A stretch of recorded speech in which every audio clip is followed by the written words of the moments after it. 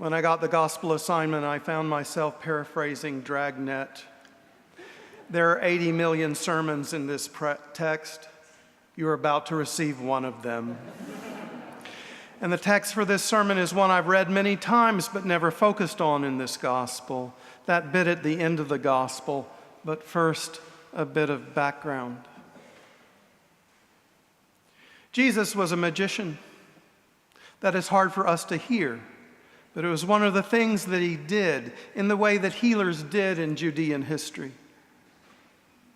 I have in my library a book of Hebraic enchantments, and I've been tempted to use them in my practice of psychotherapy.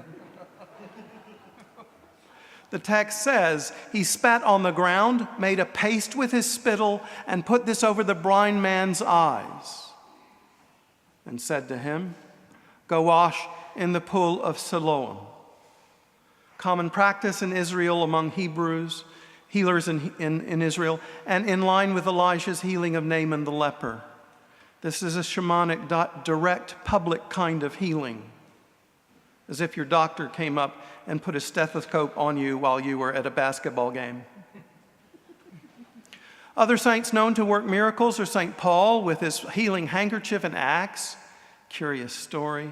And I find, researching this, that St. Nicholas, Santa Claus, was called thaumaturgus, a wonder worker. Ho, ho, ho, down the chimney, bringing something we really need for a change.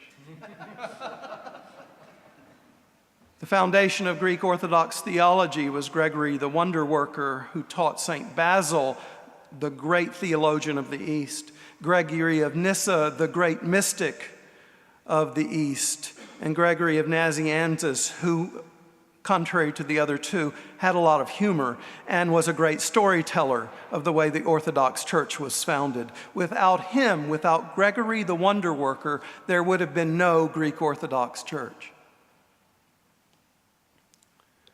So magic.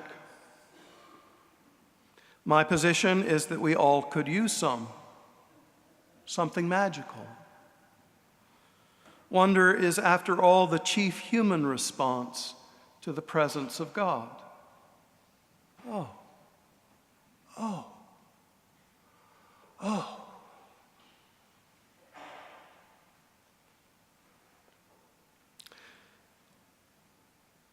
On the miracles, my poetry mentor William Harmon wrote, no matter how God moves, he ruins some theologian's day.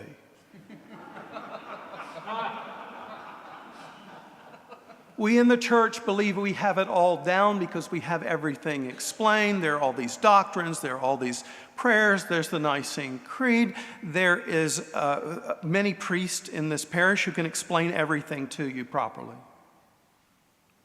But none of that matters when God moves. None of it. We are seized from within by something that catches us deep in us. So, like everything miraculous, Jerusalem is in an uproar. One view is like ours, simply impossible, no miracles exist.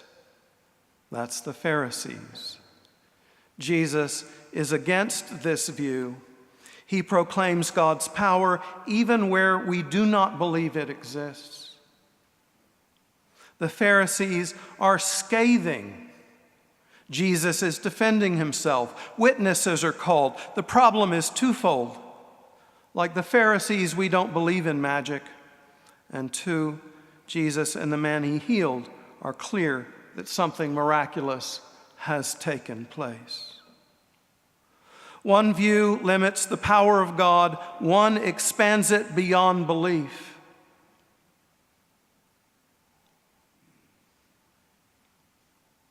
So we are left to wonder about whether God is at work among us right now, every minute of every day, right now, here as you sit here in the church, right here, right now, now.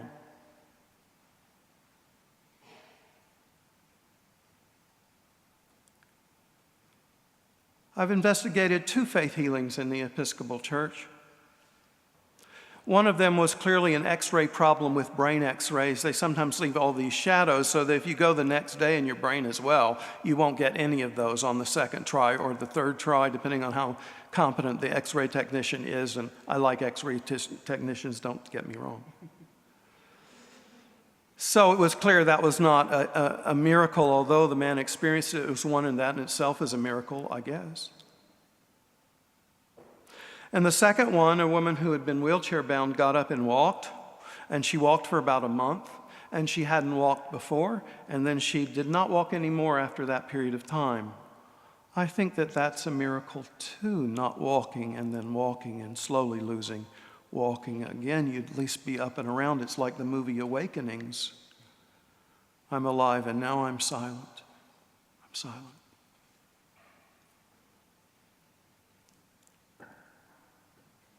I came to no conclusions about those. It didn't underline or diminish my belief that God is working with us all the time, even though if we had to think about it all the time, it would be annoying. So Jesus says these difficult things, and I want to focus there, for these are really difficult sayings.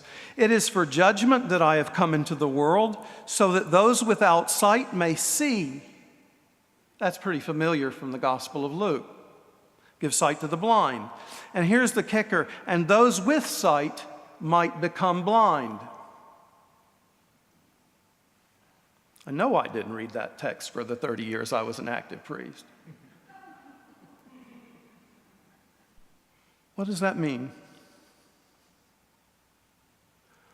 We all see the world through lenses, through what psychologists call schemas in the brain, ways of habitual seeing. I know I do, and I don't like any of my schemas taken on, thank you very much. But they blind me to possibilities beyond what I know.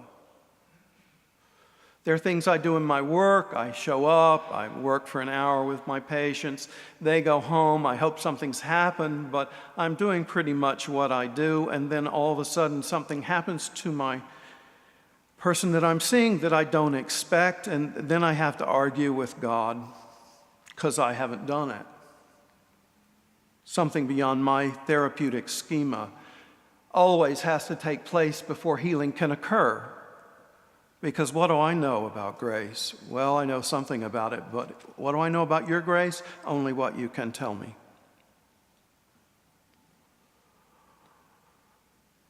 So we have blinders on. And if we persist in our blindness, then we cannot be open to ourselves or to God. We darken some part of ourselves and go blind. And Jesus said, if you do that in any area of your life, there is no blame. Those are not the people who Jesus is standing over going, wake up, you didn't get that. Unlike me when I teach, wake up, you didn't get that. It's more like, okay, you didn't know, no blame.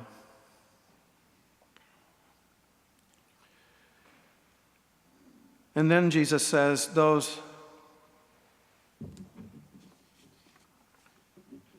if you were blind, you would not be guilty. That's what I've just said. But since you say we see, your guilt remains. If there's something that is going on that you know about and you see it, you're responsible for owning the truth of it, whether you like it or not.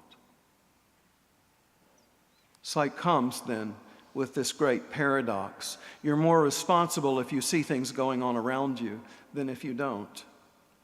We all have blind spots. We all have places we don't see clearly.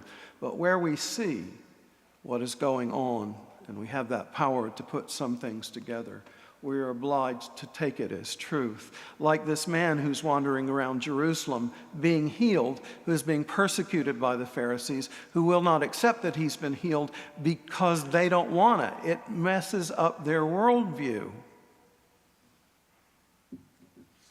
They asked Jesus at the end of the text, surely we are not blind, are we? Duh. Jesus doesn't say duh, he's smarter than I am. If you say you see Your sin remains. Your problems remain. If you say you see, then you're responsible for what you do see. If you see a man running around Jerusalem who's suddenly not blind, and you don't take that seriously as an act of God, then you are worse than blind. You cannot see at all.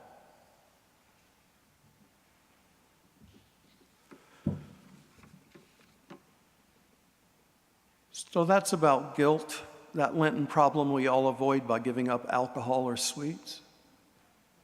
The paradox is ours. There's a door we need to open that is right in front of us.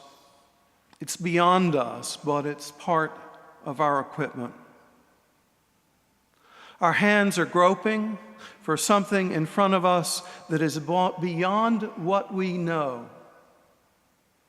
Our hands are moving toward the unknown with hope. And that is what this gospel permits: a blindness falling away, a new place to live from, and in a couple of weeks, a new life to obtain. Amen.